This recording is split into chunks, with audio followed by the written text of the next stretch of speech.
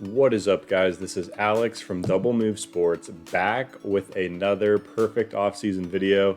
Currently moving, so the setup is a little bit questionable right now, but hopefully in this next week or two, this setup will come to life a little bit and it'll start getting better and better. But this series I've been doing about the perfect offseason for each NFL team has been incredibly fun. I basically take a team's roster and salary cap space and I look at their free agents, their roster, the pending free agents on the open market, and their draft capital. And I put together what would be the perfect situation for this team. Today is the Buffalo Bills on the cusp of making it to the Super Bowl there last season. And it is going to be incredibly fun. But before we jump in, hit that like and subscribe button if you haven't done so already. But let's jump into the Buffalo Bills. And the Bills are coming off of a huge growth year, a huge step forward. They finished 13-3. They reached the AFC Championship game, and the big storyline for Buffalo was the emergence of Josh Allen and the acquisition of Stephon Diggs. So when you look at this roster heading into next season, a lot of their core pieces actually will be back, which is great for this Bills team. If their young talent can continue to improve, the guys they already have might be enough to make that push to the Super Bowl, but they still could use a couple moves here and there to improve their roster. They have $4 million in projected cap space, so with that, it's going to be really tough for them to get significant moves done, especially with a couple guys that are set to be free agents as well. So before we jump into the Bills free agents, I want to look at some cut candidates to add some flexibility to this Bills organization for both re-signings and maybe even free agents as well. And the first name on my cut list is John Brown at wide receiver. He has battled some injuries, especially there at the end of 2020, but he's played pretty solid for Buffalo the past couple of seasons. But this move would save $8 million in cap space for Buffalo. It also would allow Gabriel Davis to get on the field more. He really showed some strides last season as a rookie. So John Brown is cut number one. Cuts number 2 and 3 are Vernon Butler and Quentin Jefferson. These are defensive tackles that haven't quite been as productive as they should be on their current contracts. Cutting Vernon Butler will save $7 million in cap. Cutting Quentin Jefferson will save $7 million in cap. So with Star Latulele back from opt-out this season, with Ed Oliver as a young piece on that defensive line as well, I just don't see the need to pay Butler and Jefferson their current contracts. So with these three cuts together, that is a total savings of $22 million on top of the $4 million they already had left. So going into some of these re-signings and free agency, we're looking at $26 million for the Buffalo Bills. Now let's get into the Bills free agents, and I'll throw the key names on the screen here. You got Trent Murphy, Josh Norman, Darrell Williams, John Feliciano, Brian Winters, Matt Bolano, and Levi Wallace. And these are really just the key names for Buffalo. There's some deeper guys as well, but I just want to go through the big hitters here as we look at this Bills team. And we're going to start at the top of this list and talk about whether or not we're going to bring back each one of these guys. So first is Trent Murphy at defensive end.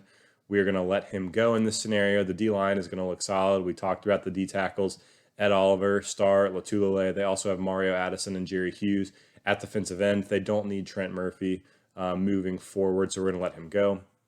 Josh Norman, similar story. He's actually made some good plays as a veteran for this Bills team, but they can afford to let him go here, bring in some younger talent in that secondary. They already are 2-3 deep at the cornerback position, so we can let Josh Norman go. Next on the list is Darrell Williams. We'll talk about all three of these linemen. We got Darrell Williams, John Feliciano, and Brian Winters. I think Darrell Williams should be the priority for Buffalo. He needs to be brought back for this offense at that right tackle spot, protect Josh Allen. Based on Spotrac's projected market calculator, he's going to cost $7-8 million to bring back, so that should be fairly doable for Buffalo. Next on the list is John Feliciano, a guy that's probably going to be a similar contract if they want to bring him back to this offensive line. So I think you do bring Feliciano back as well. Keep this offensive line group together if you can keep some of that continuity. But as we look to Brian Winters, this is where I think you can let Winters go.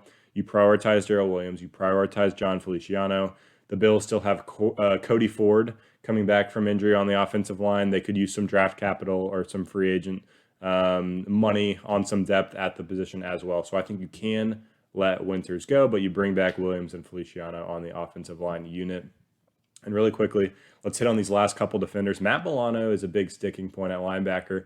He battled injury in 2020. He's been productive in the past, but I think you can let him go here and really look to readdress that linebacker position in the draft, get someone a little younger who's going to be a little bit cheaper as far as a contract goes, and use some of that valuable cap space that you've created to bring in impact players at other positions of need. So I think you can let Milano go, and we will address that in the NFL draft. And last, Levi Wallace.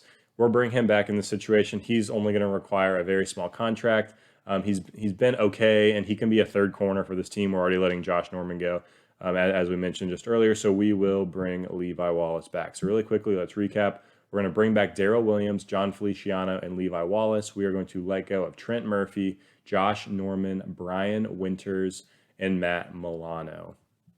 Now, looking forward to the open market of free agency, it's actually a very deep class at a lot of different positions, but with the cap situation we talked about earlier, knowing we brought back Williams and Feliciano on mid-sized deals, we're probably only going to really have the cap space to go get one big name free agent in this scenario. And I want it to be at the running back position. I know there's debates about giving running backs big contracts, but I think this guy would be a mid-level deal, hopefully a shorter contract because he's already older.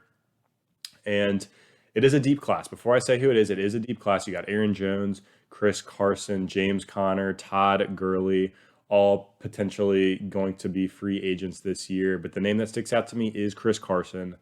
Drafting Devin Singletary and Zach Moss over the past 2 seasons haven't quite worked out how Buffalo wanted. They've showed flashes of efficiency at times, but this run game has been pretty stagnant, and it really exposed itself in the playoffs in 2020.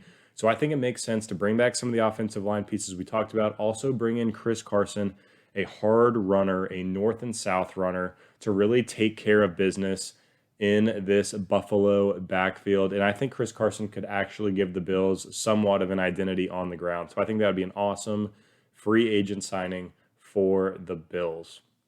Now, I know they're going to sign some depth pieces as well, but we're not going to talk about each and every backup name that they're going to go out and fill their roster with. So we're going to go ahead and move on to the NFL draft.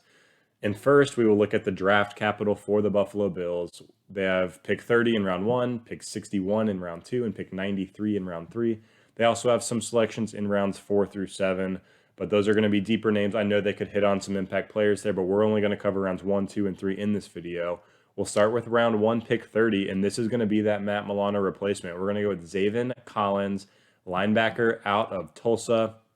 And Collins is a big, athletic, versatile linebacker. He should give the Bills exactly what they need on defense as a do-it-all linebacker, a plug-and-play guy from day one.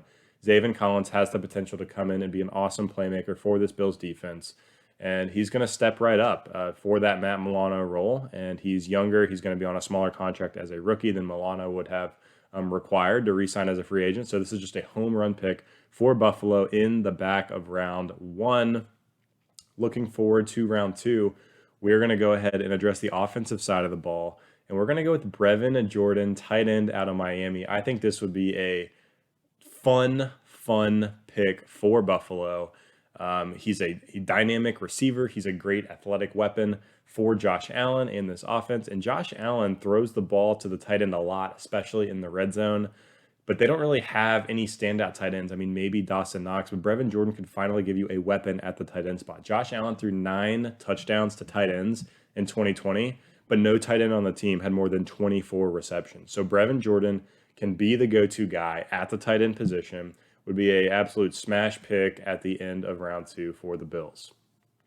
And last but not least for this video, looking at round 3, we are going to go with a cornerback. We're going to go with Rodarius Williams out of Oklahoma State. He is the brother of Greedy Williams, and his draft stock rose a lot last season. He was one of the most improved defensive backs in college football, and I think this would give the Bills a good young piece in that secondary. We let Josh Norman go. They're going to want to start developing some guys on defense that are younger players. You obviously pick up Collins in round 1 at linebacker. Now you get Rodarius Williams here in round 3. And he's a guy that doesn't have to be an every snap cornerback, a starting cornerback right off the bat. You can use him in certain packages, use him situationally as he continues to develop. And hopefully he does end up being that every down starter at the cornerback position for this Buffalo Bills team. So that is going to do it for all the moves we made.